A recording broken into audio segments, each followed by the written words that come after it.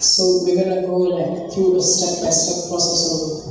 So I was the one who was given this particular video to direct, and it was tasking because the video was like very intense. But I'm glad that I was paired with all these awesome musicians. We were able to bring it out in a way I saw the direction fit.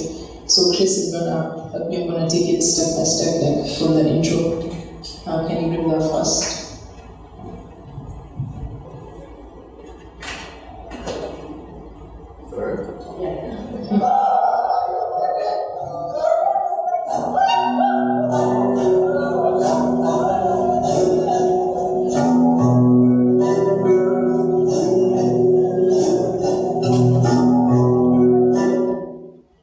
So those colors really reminded me of the Kenyan flag. I don't know, was that intentional?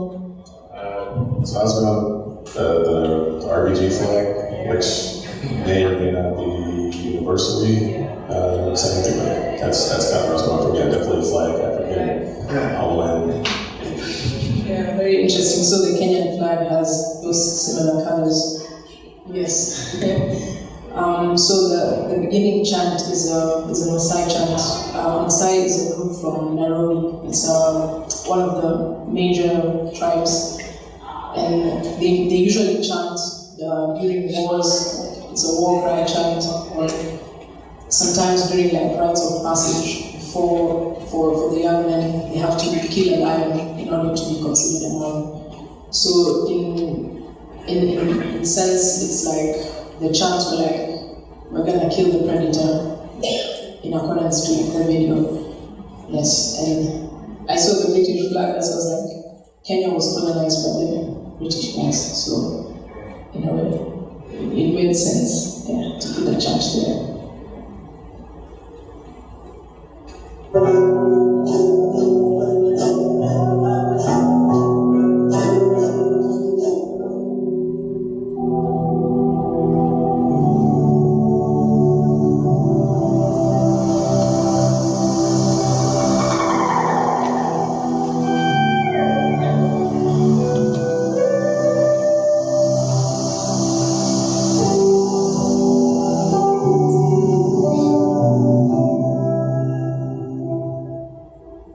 Yes, that melody is from the Kenyan national anthem, a slowed down version of it.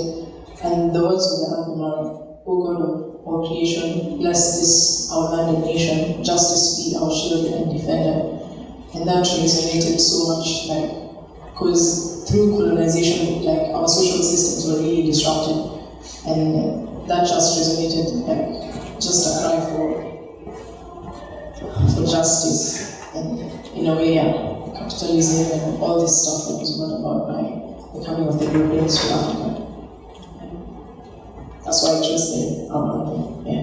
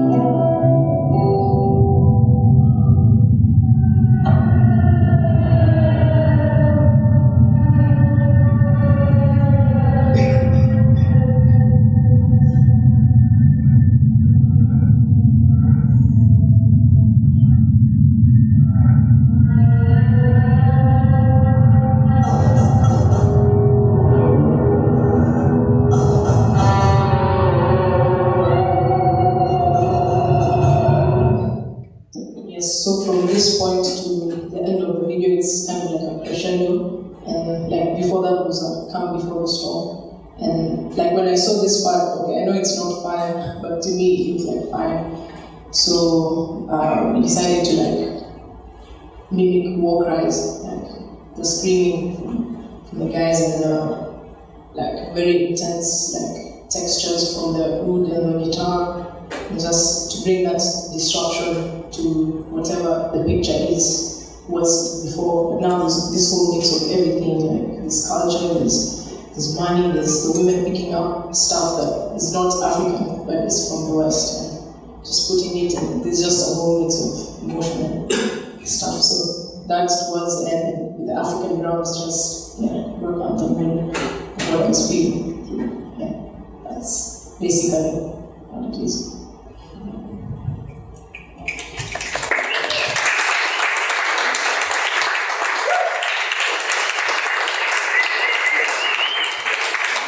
I personally love what you guys did. Like that's, you guys, like, you're right on the money. You know what I'm saying? Like, that was what I was going for. I'm trying to, bring up these conversations about colonization and how it's affecting, everybody really globally. For me, I wanted to start the piece off with a bit of abstract beauty, so something that maybe wouldn't be, maybe you don't understand what it is, but it's still something that's kind of beautiful, and then transition into a very clear representation of what the first imagery was. So kind of like the idea that a lot of times I feel like with colonization, when you're coming in and you're colonizing a place, you have an idea in your mind of what is beauty or what the standard is or whatever that is, and there's a way that you kind of erase what's already there and then replace it with what you think should be or what you think looks better. So that's kind of what I was going for there in the beginning.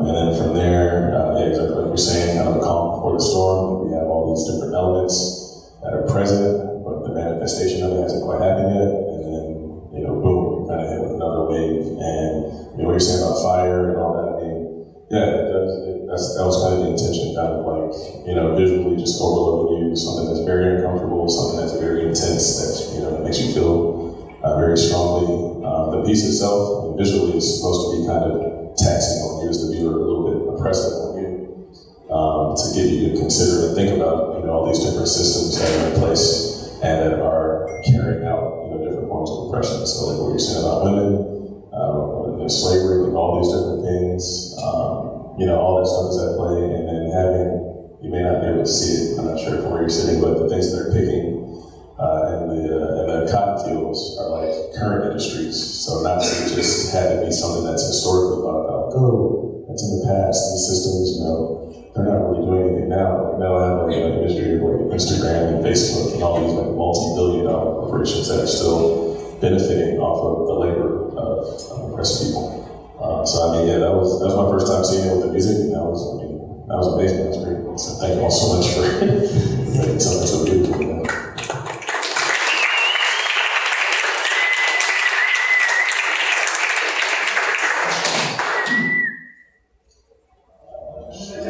To the audience. All right, if anybody has any comments or questions or anything, feel free. Hey, welcome. I say welcome to everyone, because I'm probably one of the few native Atlantans sitting in this room. So me too. I'm all over the world. But anyway, I'm so forward. So when I see this image of the McIntosh County Shouters, and I just want to give homage to them because of who they are, and this tradition of what's called shouting, the imagery. The shout was maintained or retained by people of African origin on the coast of Georgia and South Carolina, who primarily worked on indigo plantations and rice plantations in those areas where they were isolated, and so they were able to maintain and retain their language in a way that Africans in other areas of the South were not able to. So the Gullah Geechee culture in itself to me is a form of resistance. And this dance that they're doing called the shout is a form of resistance because, as some of you might know, the drum was taken away from us as a people when we arrived here on the shore. And when we were worshiping, they told us that we couldn't use the drum anymore, but we continue to use our bodies as a drum, and a stick. The men usually pound on the ground with a stick to maintain the rhythms. And to me, it's a dance of resistance, but it's also a dance of celebration, and it's a dance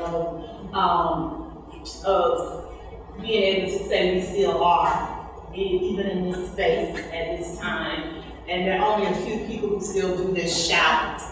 And so I would want you to know what it is, because it is one of the few retentions still here in this country of that African experience. Yeah, thank you so much.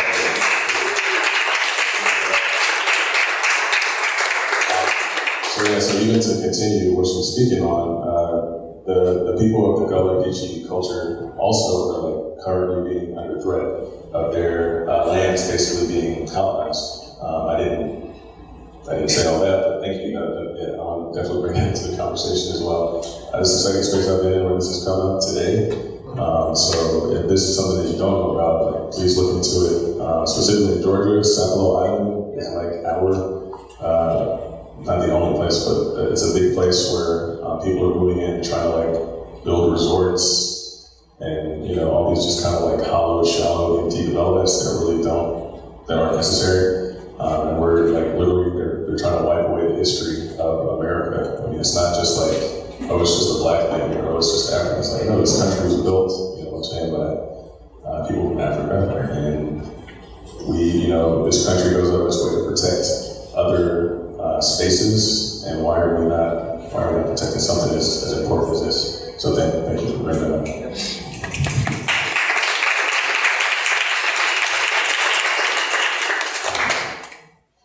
So I just wanted to point out when we got to the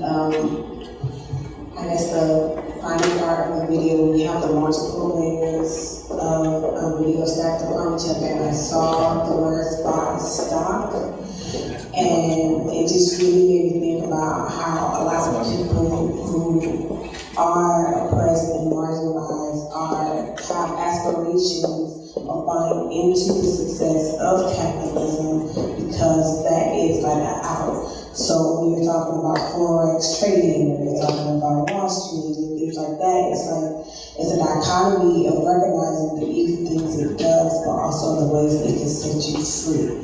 And that is very much, I don't know, it's just a paradox of being alive, I guess.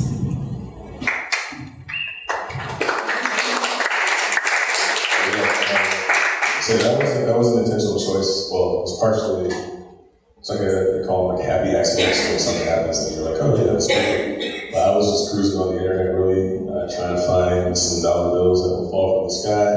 I could only find the ones that literally say this is stock footage. And so I took that and incorporated the film, but then, like you're saying, like I started thinking about, all right, well, what does that really mean by I think I can't remember even the phrase that it said, but stock.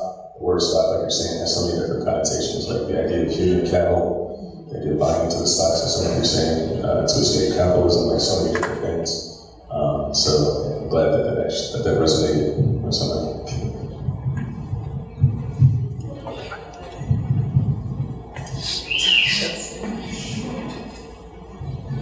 Hi.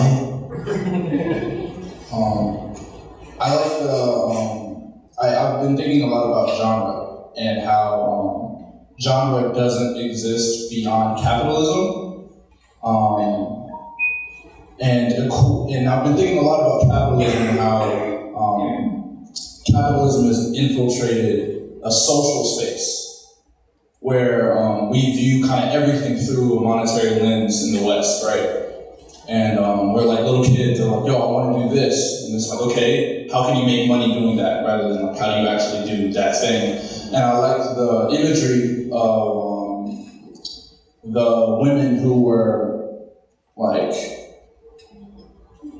commodifying, right? And I guess I was just moved by that kind of, not necessarily a juxtaposition, just because it kind of is what it is now.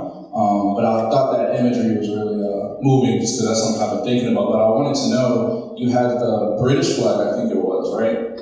That came across the screen, it was very prominent. And I was wondering why you focused on the British, and if there was a commentary there when there were like other countries involved. You know what I mean? Sure. I'm a transparent person, so to be completely transparent, originally it was the American flag, and there were some concerns. We funded by the State Department.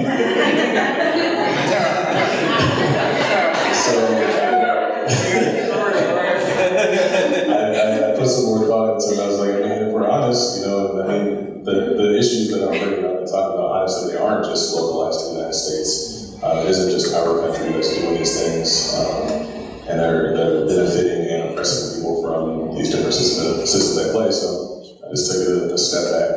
You know, where did America, this whole beast, come from? Started from people leaving, you know, Europe, coming over here, different countries, you know what I'm saying, different colonies, whatever. But I just went with the British, for me personally, for whatever reason. That's just kind of who I think of when I think of colonization.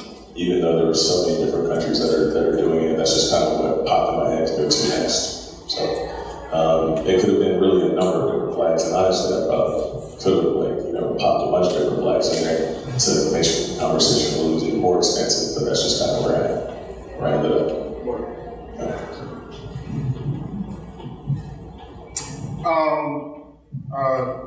When the women were doing the dance and picking up things, did you pick the companies at random? Was a personal choice with it? Because I seen McDonald's, Amazon, and I thought I seen a Steelers logo from the football team. Were they at random? And if not, why did you make those choices? I was just going for industries. I'm really big on the idea of industries and how much power they have, and how much power they have to exclude people, and how much power they have just in general. So I just wanted to kind of get at the idea of industries that have held that slot per se of the most power at any given time. So early on, oil industry, steel industry, railroads, and all kind of different things, slavery, industry, quite honestly. And then to move forward to again suggest that these are things that are still happening. So I wanted to also look at technology companies that are just making billions of dollars, and some of I think Facebook or Apple, one of those even actually filed to be its own nation. So it's I wanted people to consider, saying that these things are again still happening and are actually just getting worse, and are kind of making things worse. They're kind of bringing about this apocalypse. Really, is kind of what I was going for. You said fire, but very similar. I'm saying the idea of ruining things at your own expense. Just want to kind of bring a little attention to that. And just to piggyback on the Steelers notion, you want to talk about an industry that is making money off of the decimation of Black bodies. That is the NFL. Yeah, I agree. Hardcore. I completely agree. So just whoever your team is, they part of that.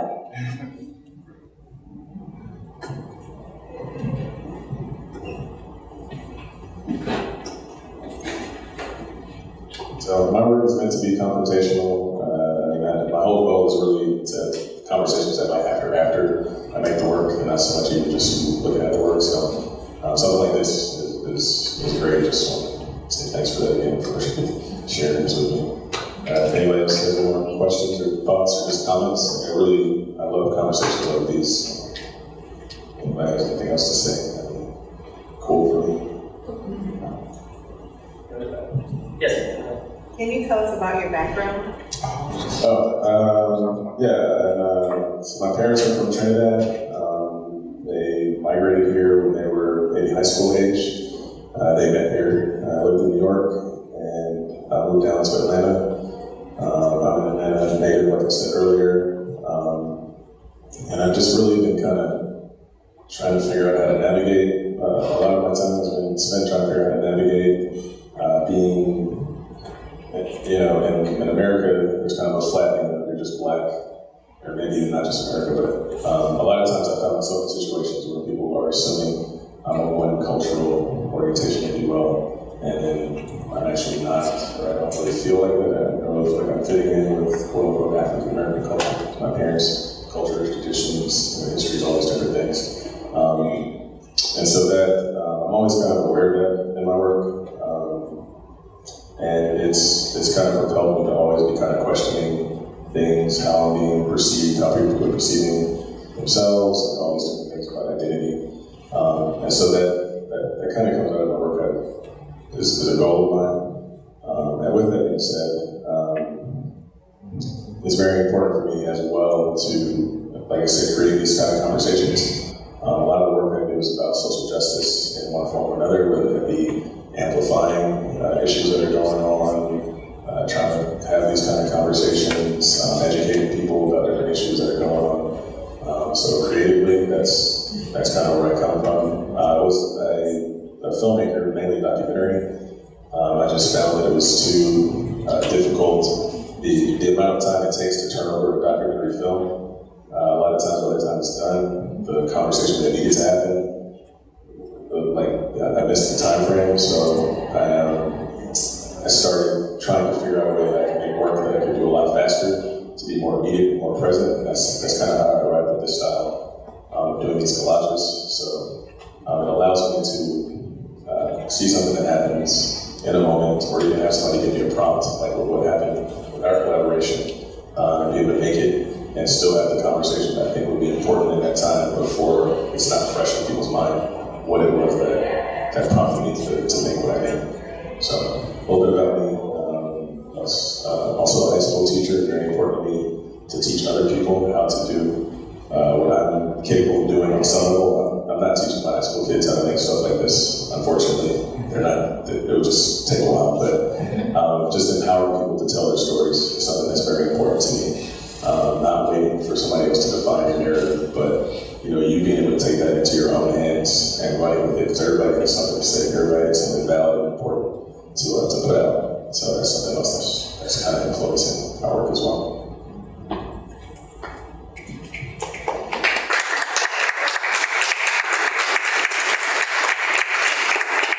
Okay, so as far as your process, so you just said how you're grounded in social issues.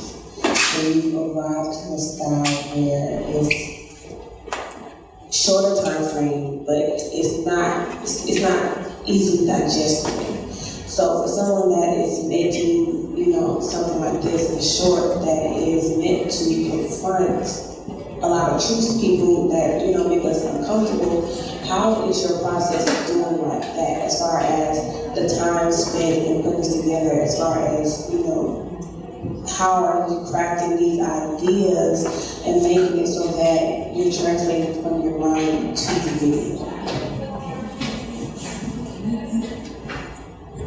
A lot of it has to do with what I can find. I'm pretty big on the idea of symbolism, so I try to think of loaded symbols a lot. Like the ship that went by. I don't know why. It's a famous painting. I think it's called Crossing the Delaware or something, but that image is always stuck out in my mind of seeing George Washington, standing up, high and mighty on his ship, kind of overlooking all this land he's about to conquer. And even his sailors on the ship are struggling. He's on top of them, almost standing on top of them, it feels like to me, as they're doing the work to propel them forward to be able to conquer the new world. That image always stuck out to me, so it's something very symbolic, kind of America for me. That's what I see America as, white guy, general type figure coming to invade things. So that's a loaded symbol that I wanted to use. I said the American flag, another kind of loaded symbol that means so many different things to so many different people. So I kind of started there with the symbols. And just thinking how putting them all in the same space, collapsing them in the same area might resonate with people. So something like that beach, it was a very beautiful image that I found on YouTube of a shore, kind of untouched natural beauty. And then you had, this flashy visual imagery kind of coming across and changing. So, at the beginning of the piece, I had no idea where it was going to end up. So my process is very much so exploratory, plugging different things in, seeing what works, seeing how it feels, seeing where it leads me to go next. And just kind of, I played that video over maybe easily 100 times, just a bunch of different times, and add a different layer here. Oh, that's too much, take that away. This symbol's getting lost, or you can't see that, or nobody's going to know what that is. Or maybe I want them not to know what that is, So it's just kind of it's kind of intentional exploration, but I don't necessarily know where it's going to end up. I knew overall, the idea of human ecology, the first thing I thought of was this country was built by slaves, and that's a literal kind of human ecology, if you will. nature with humanity in some way, and that was just kind of where I started from there, and just searching for symbols for stuff. A lot of it has to do with what I can find. If I can't find something, I just abandon that direction and take it somewhere else. So it's just kind of exploratory. You guys are like just seeing my exploration on film.